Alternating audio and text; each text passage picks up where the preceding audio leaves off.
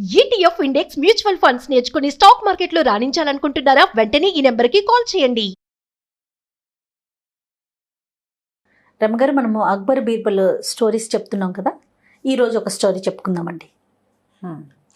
అంటే మనం అక్బర్ బీర్బల్ కథలు జీవితానికి దగ్గరగా ఉంటాయని అనుకున్నాం కదా. ఇది కూడా, ఈ కథ కూడా చాలా ఇంట్రెస్టింగ్గానే ఉంటుంది. అండ్ మన లైఫ్కి దీన్ని ఎట్లా అటాచ్ చేసుకోవాలో చూద్దాం తర్వాత కథ చెప్పేశాక. ఓసారట రాణి గారు, అక్బర్ గారి భార్యమణి బీర్బల్ని పిలిచారు. రాజావారు, ఎందుకనో నాతో సరిగా దేహపన నాతో బాగుండట్లేదు, ఒక రకమైన అంటి ముట్టంతనం ఉంది, నాకు అసలు ఒంట్లో బాగుండలేదు. ఇదివరకు కాస్త జ్వరం వస్తే చాలా హడావిడి చేసి పారావీరా డాక్టర్లను పిలిచి ఆయనే స్వయంగా దగ్గరుండి వైద్యం చేయించి హకీంలను పిలిచేవాళ్ళు అనమాట. మందు తాగటం, భోజనం చేయటం ప్రతిదీ దగ్గరుండి చూసుకునేవారు. ఇప్పుడు నాకు ఒంట్లో బాగుండలేదంటే వినిపించుకోవట్లేదు ఆయన. నీకు ఎప్పుడు ఏదో ఒకటి అన్నట్టుగా మొహం పెడుతున్నారు. అన్నారా అంటే అనలేదు. ఒక విసుగట వస్తుంది ఆయనకి. ఇదివరకట్లాగా నా కోసం ఏ ప్రయత్నము చేయటం లేదు. ఏదైనా తినాలని ఉందంటే అసలు జామ పండు అనగానే బుట్టలు బుట్టలు తెప్పించేవాడు. ఇప్పుడు అదేం లేదు. ఇప్పుడు ఆ ఉద్దేశం కలగటల్లా ఆయనకి. ఒక అంటి ముట్టని తనంలో ఉంటున్నారు రాజావారు అని చెప్పింది. నాకు చాలా బాధగా ఉంది, ఈయన ఎందుకు ఇట్లా ప్రవర్తిస్తున్నాడో తెలీదు. ఈయన మనసులో ఇంకొక రాణి ప్రవేశించిందా నేను కాకుండా ఒకటి, లేదా ఆయనకి ఇంకోటి ఏదైనా రాచరికపు వ్యవహారాల్లో ఆయన ఏదైనా ఇబ్బంది పడుతున్నారా అనేది తెలియట్లేదు. దీని మీద ఒక క్లారిటీ తీసుకురమ్మని రాణివారు ఈయన అడిగారట బీర్బల్ని. అయితే ఏమైంది, సరే అయినా బీర్బల్ ఆలోచిస్తున్నాడు దాని మీద. రాణిగారు మామూలుగానే ఆవిడని బాగా చూసుకుంటారు. ఇప్పుడు ఆవిడ గర్భవతి కూడా. ఇప్పుడు ఇంకా బాగా జాగ్రత్తగా చూసుకోవాలి. మామూలు జ్వరం వస్తేనే హైరాణ పడి మందులు వేయించే మనిషి ఆవిడ గర్భవతి అయితే ఆవిడకి తిండికి ఏం కావాలో చూడలేదు, వైద్యం చూపించట్లేదు. రెండు పనులు చేయకుండా ఉండటానికి రాజావారికి ఏమిటి కారణం ఏంటి, ఆయన ఉద్దేశం ఏమిటో ఇతనికి తెలియలేదు. సరే ఏమైంది, ఆ సాయంకాలమో రెండో రోజో మూడో రోజో రాణివారు చాలా బాధపడుతున్నారు అన్నట్టుగా రాజాగారికి చెప్పాడు. ఈయన మన అక్బర్ గారికి బీర్బల్ చెప్పాడనమాట.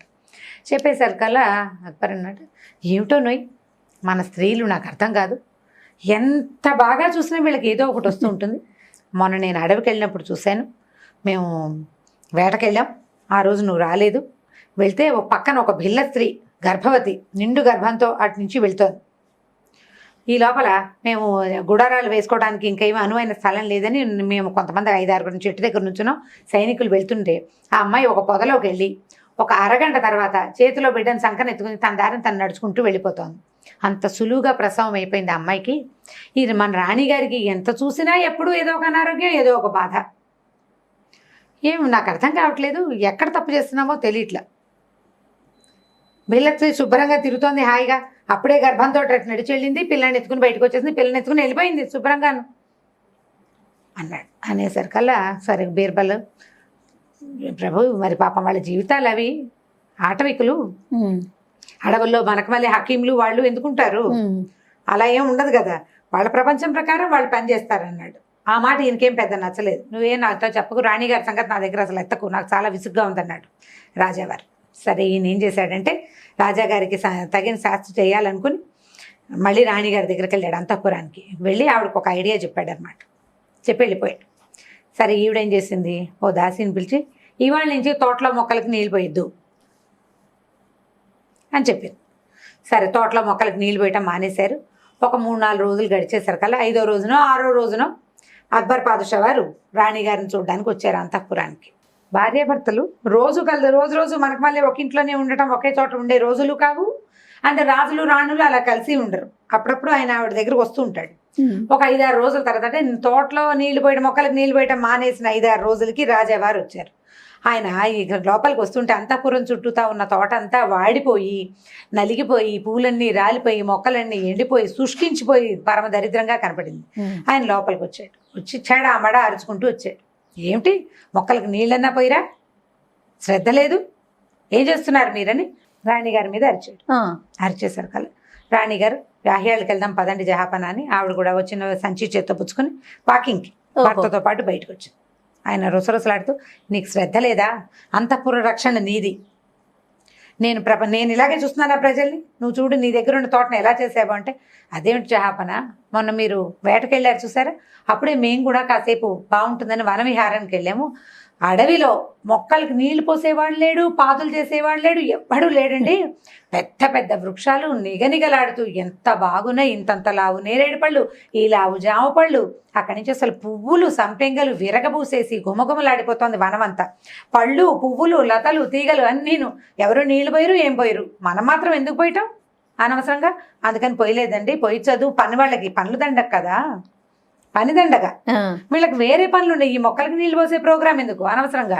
అడవిలో ఎవరు పోయటం లేదు, అవైనా బాగుంటాయి, అవన్నీ బ్రహ్మాండంగా ఉంటాయి, ఇవి కూడా అలాగే ఉంటాయి అనేసరికల్ మీకు బుద్ధుందా అన్నాడు ఆయన. రాజావారు, బుద్ధుందా మీకు కొంచెమైనా? అడవికి దీనికి ఉద్యానవనానికి పోలిక ఏమిటండి? మీకు తెలియట్లేదు.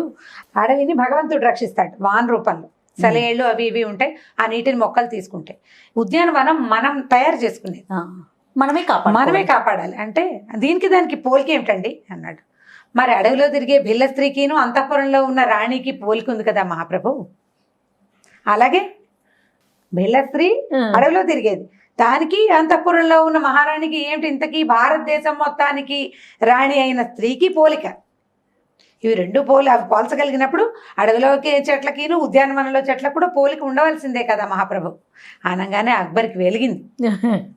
అడవిలో భిల్ల స్త్రీ వేరు, అంతఃపురంలో ఉండే రాణి పరిస్థితి వేరు. ఆమెలాగా ఈమె పనులు చేయాల్సిన అవసరం లేదు. వెంటనే ఆయన సర్దుకున్నాడు. రాణిగారిని అంటే నిష్కపటంగా క్షమాపణలు అడిగాడు అనమాట. నేను ఇలా ఆలోచించినందుకు నన్ను పొరపాటు. వాళ్ళు ఉన్నట్టుగా వీళ్ళు ఉండటానికి అవకాశం లేదు, వీళ్ళు ఉన్నట్టు వాళ్ళు కూడా ఉండలేకపోతారు కదా. దాంతో ఈ సమస్య పక్కకి వెళ్ళిపోయింది. మర్నాడు బీర్బల్ని పిలిచి, నువ్వు చాలా తెలివైన ఆలోచన చెప్పావని ఇద్దరు, రాజు రాణి ఇద్దరు మెచ్చుకున్నారు. ఇప్పుడు ఈ కథని మనం సింపుల్గా మీరు పిల్లలకి చెప్పచ్చు. దీన్ని కోరిలేట్ చేసుకుందాం మన జీవితాలకి. ఇప్పుడు ఒక చిన్న కుటుంబంలో, ఒక మామూలు ఫ్యామిలీలో, అంటే తల్లిదండ్రి కష్టపడి పనిచేసే కుటుంబాల్లో ఉన్న పిల్లల పరిస్థితులు ఒక రకంగా ఉంటాయి, వాళ్ళ ఎక్స్పోజర్ ఒక రకంగా ఉంటుంది. కొద్దిగా బాగా సంపాదన పరులు ఈ ఆస్తి స్వాస్తి ఉన్న కుటుంబంలో పిల్లల ఎక్స్పోజర్ ఒక రకంగా ఉంటుంది. వీళ్ళు వాళ్ళలాగా ఉండరు, వాళ్ళు వీళ్ళలాగా ఉండరు. ఎవరి జీవన విధానం వాళ్ళు. ఇప్పుడు పోలికలు పెట్టేటప్పుడు, పోల్చేటప్పుడు మన లెవెల్ ఆఫ్ పీపుల్ తోటే పోల్చుకోవాలి. మనం అన్ని మంచివి బాగా ఏమనాలి వెసులుబాట్లు ఇస్తూ పిల్లలకి వాళ్ళని కష్టపడి పని చేయమని అడగకూడదు. పిల్లలతో కష్టపడి పని చేయించాలంటే వెసులుబాట్లని తగ్గించాలి. ఏసీ లేకపోతే కుదరదు, ఫ్రిడ్జ్ నీళ్ళు లేకపోతే మా పిల్లడి తిండు, వేడివేడిగా అన్నము వేడివేడిగా పాలు లేకపోతే కుదరదు లాంటి ఆలోచన విధానాన్ని మార్చుకోవాలి. ఫ్రూట్ జ్యూసే, సాయంత్రం ఫ్రూట్ జ్యూస్ అయితేనే కుదురుతుంది.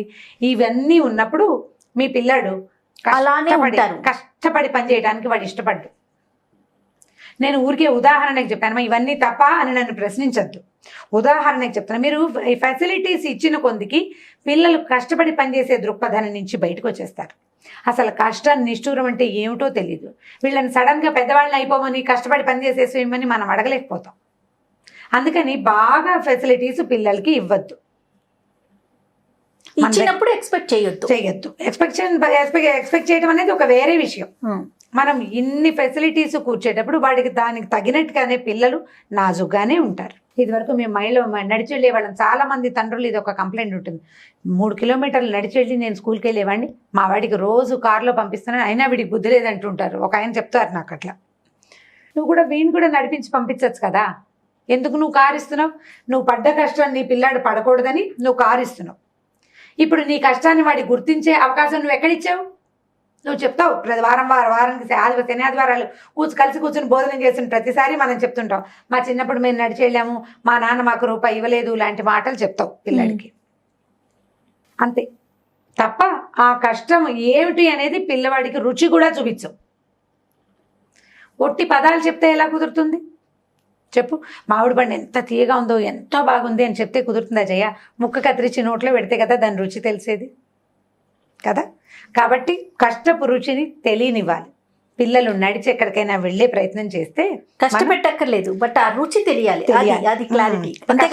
ఇక మన దగ్గర ఫెసిలిటీస్ ఉన్నా వాడిని మెట్లెక్కిచ్చు మేడకి అని నేను చెప్పడం లేదు. నడిపించేసి నా కారు ఉన్నా సరే కారు ఇంట్లో పెట్టి పిల్లల్ని నువ్వు రోడ్డు మీద నడువు కాదు, అవసరమైనప్పుడు నడిచేలాగా చెయ్యాలి.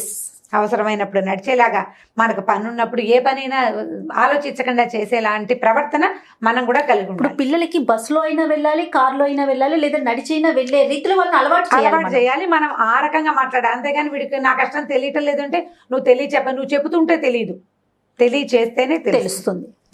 ఇలా ఆలోచించండి. ఈ ఖచ్చితంగా. కథల్ని నుంచి ఈ రకమైన నీతిని తీసుకోండి. ఇది బాగా ఉపయోగపడుతుంది. ఒట్టి బీర్బల్ కథల్ని సరదా కథలుగా భావించద్దు. మన జీవితానికి కావాల్సిన పరమార్థం ఈ కథలో వాటిలో ఉంటుంది. ఇంకొక నీతి కూడా ఉంది రమ్మగారు. ఏంటంటే బీర్బల్ గారు ఉన్నారు కాబట్టి రాణి గారికి సరిపోయింది, లేకపోతే ఆమె కుటుంబం ఏమైపోయేది, సంసారం ఏమయ్యేది. సో ఆడవాళ్ళు కొంచెం తెలివిగా ఆలోచించాలి. చూడండి, ఆయన చేసిన దానికి టిట్ ఫర్ టాట్ అన్నట్టు కరెక్ట్ గా చేసి చూపించారు కదా. అదే. ఆ తెలివి మీరు గతంలో కూడా చాలా సార్లు చెప్పారు, తెలివిగా ఉండండి అమ్మా, తెలివిగా ఉండండి అని. నాకు మీరు చెప్పినప్పుడు అది కూడా అర్థమైంది. ఇందులో తెలివే అర్థమైంది ముందు నాకు. తెలివిగా ఉండాల్సిందే కదా. అవతల గారు వాళ్ళు ఒకటి చేస్తే దానికి తగిన ప్రతిక్రియ చేయటం మనకి చేత కావాలి. తెలివిగా తెలివిగా అది రైట్ అండి. థ్యాంక్ యూ రమ్మ గారు. ఓకే, చేయాలి.